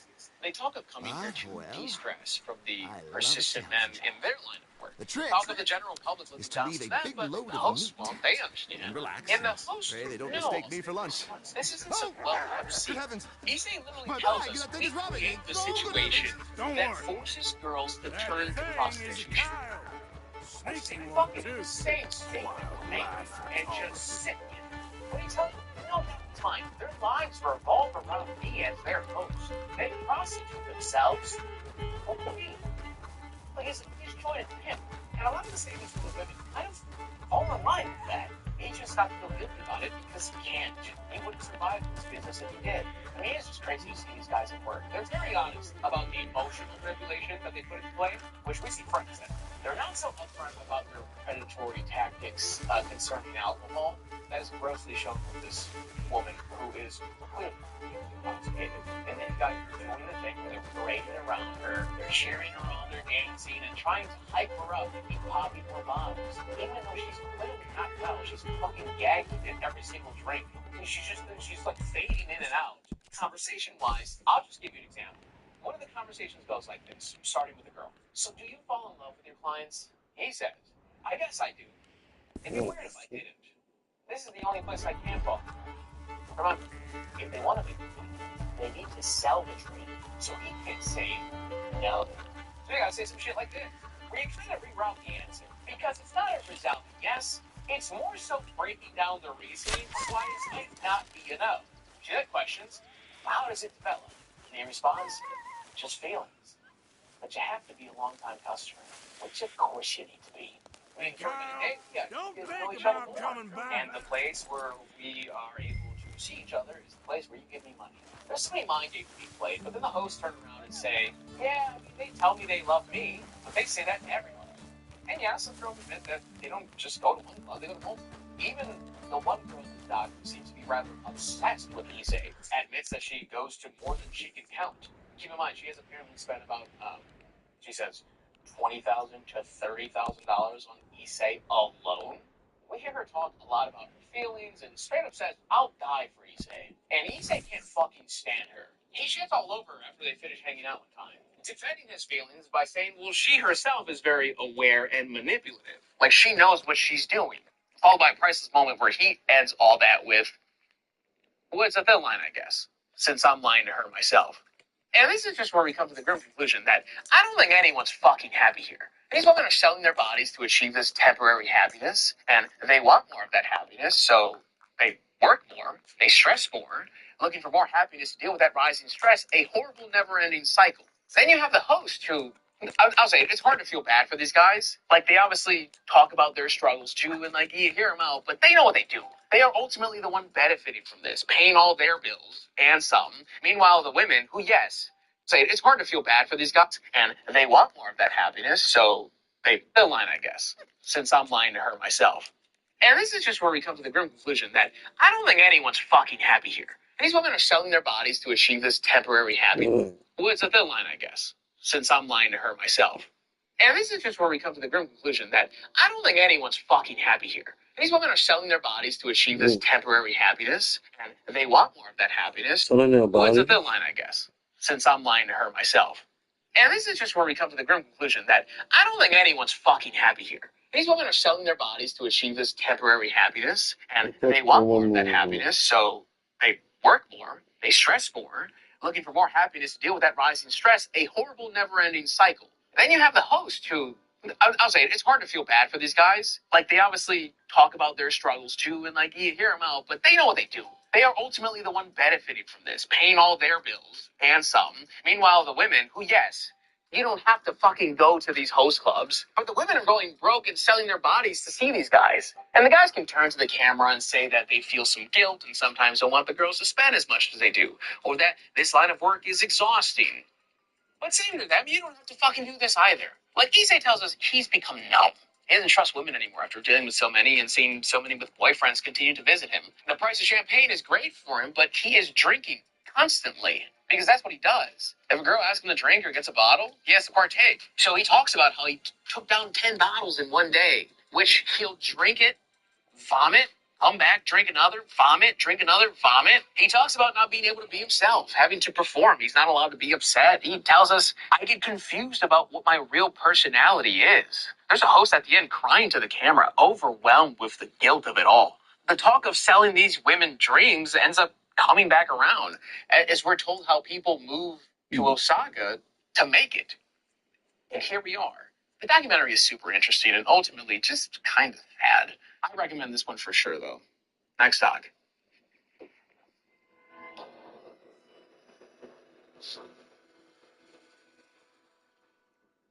You remember that thing KSI said in the boxing ring one time? I am the nightmare. Yes.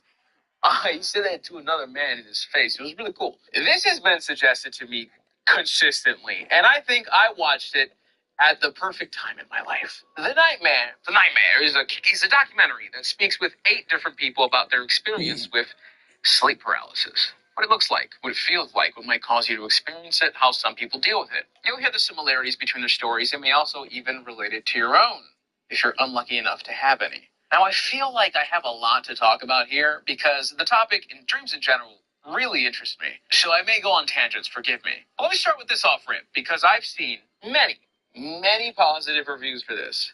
Like I said, this has been suggested for quite some time, and a handful of the reviews really hold this up to be a truly bone-chilling watch.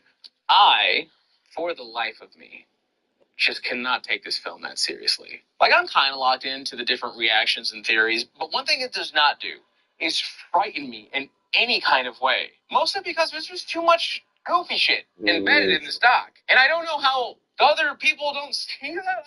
Maybe I just suck. Like, whether it be silly editing, the B-roll not giving the intended effect, or some of the things these people say or do being unintentionally funny. And another time, I actually felt it go on a bit. I just think it comes off like a rather amateurish documentary, and the cynical side of me can't imagine someone who has not experienced sleep paralysis being shook up by this at all. But, to be fair, this type of storytelling has just never really landed with me personally. Like campfire stories of people's encounters with ghosts or demons or aliens just don't do it for me. And I mention all those things because they're all mentioned in the doc, exploring the possibility of what they see in sleep paralysis being paranormal, demonic, otherworldly. If you're curious, yes, I have experienced sleep paralysis. Luckily, just once in my life. And yes, it was a very humbling experience. So I don't want to be so quick to judge with some of the... I still deal with it every now and then. Maybe year after year. People say. Like, if I had to experience that moment in any type of consistent pattern, who the fuck knows what I would be saying into a microphone? Now, what is interesting about the documentary are the small connections these people from all over the world share. Many of them recall this tink. But I remember when it started. I was about 8 or 9 years old. Buzzing, electrical shock feeling right before they are about to enter paralysis. They talk of shadow people entering their room, sometimes led by the headman, as they call him. He's also a shadow person, just accessorized. Some of them here are very unpleasant and all. I would either be unable to open up my eyes after closing them, or my hand would be stuck to my chest somehow. And when I would try to call out to my mother, it would be as if I had no voice at all. Like something was holding me from screaming to my mother. And I guess after I got older, I just realized that I just had to let it pass, just like any other nightmare. Noises, screams, yells. Some are spoken to, taunted, toyed with, and some of them are just outright attacked.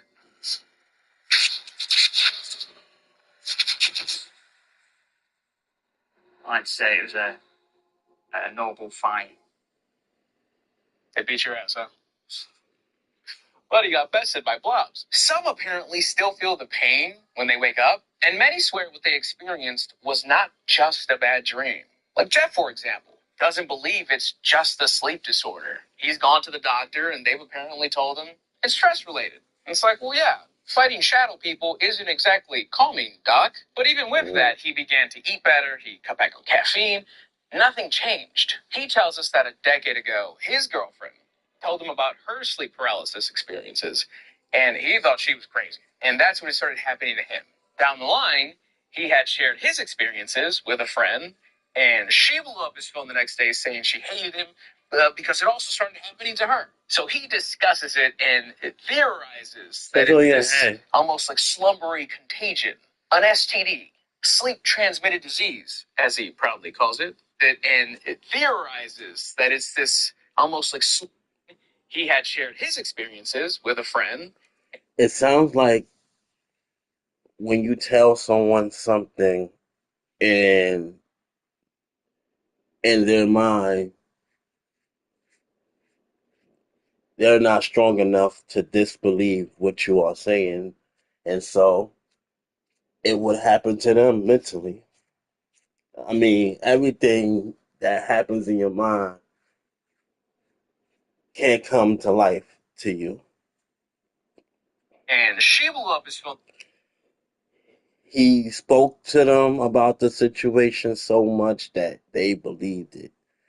And they also, in their mind, when they went to sleep, had a nightmare because of memory from what he was telling them, period.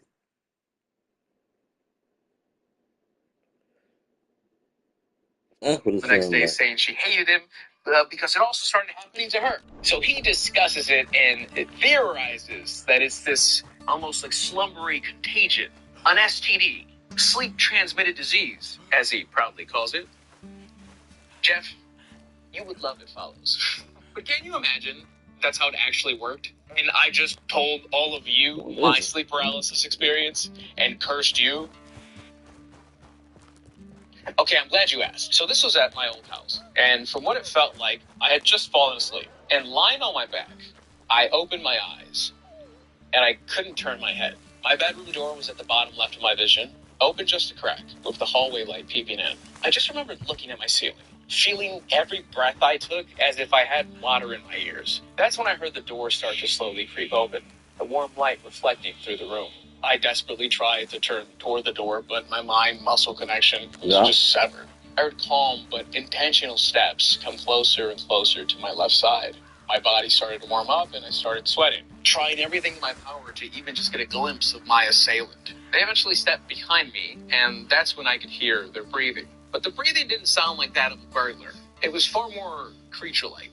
Imagine a congested xenomorph slowly lowering its jaw to your pillow, and you can't even fucking see it. The breathing became louder and louder until it completely enveloped my hearing. Panicking was a lost cause. I couldn't move. I couldn't scream. I could only hope my mom would wake up for some reason and save me. But as the breathing reached my ears, I opened my eyes again.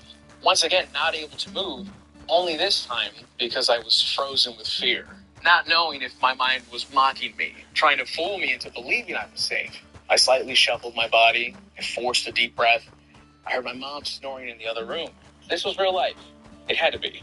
My current view of the ceiling indistinguishable from what I had just seen through my paralysis. I got up slowly, turned on my light, and immediately threw on a rotation of YouTube videos for the next couple hours. Questioning. Bag full of meat will tend to bring Fuck out was the that? worst. I thankfully never had that happen again. And nothing came of it except the story.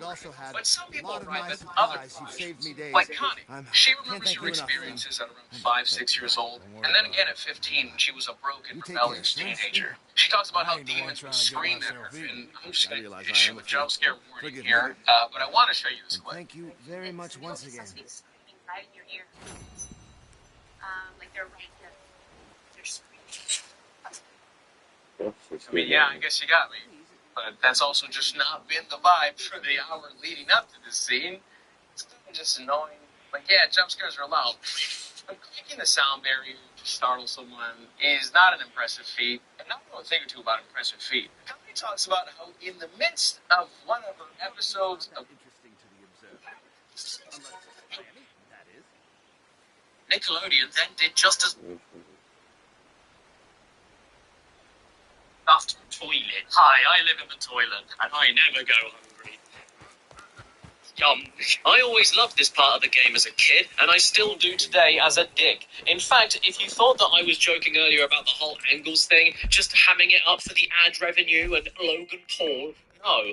This is how well Ice Cream Mountain taught me angles.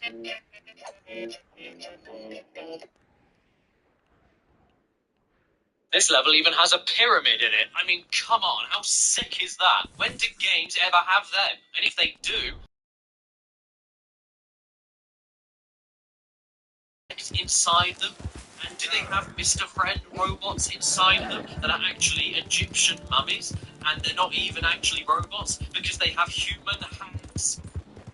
Well, I'm not saving them. I've got golf. The level then ends on a still shot of a load of brown, and then the cutscene stops moving while the dialogue keeps playing. I don't even remember what this is supposed to be, but I suppose if you're going to play a victory noise on top of anything, it's a massive full-screen load of brown. And if you want to recreate this effect at home, it's easy. Just get the disc, use a bit of cleaning spray, but not too much, you don't want to damage it, and then go at it with a metal scourer. My copy of Search for Reptar is likely the most overloved disc in my whole collection, and I don't know how it still functions. It's surviving out of sheer spite. In fact, there's so much power oozing from this disc that even the logo on the front cover pulled itself inwards through the paper towards it. It's honestly a miracle my game still runs, all things considered, but it's also probably the reason why the sound effects of the Reptar bars cut out less than a second after they begin.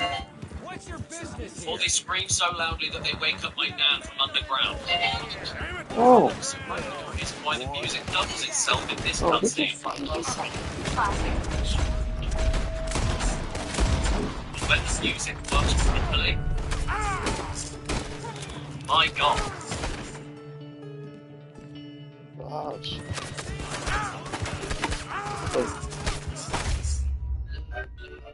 What fucking time?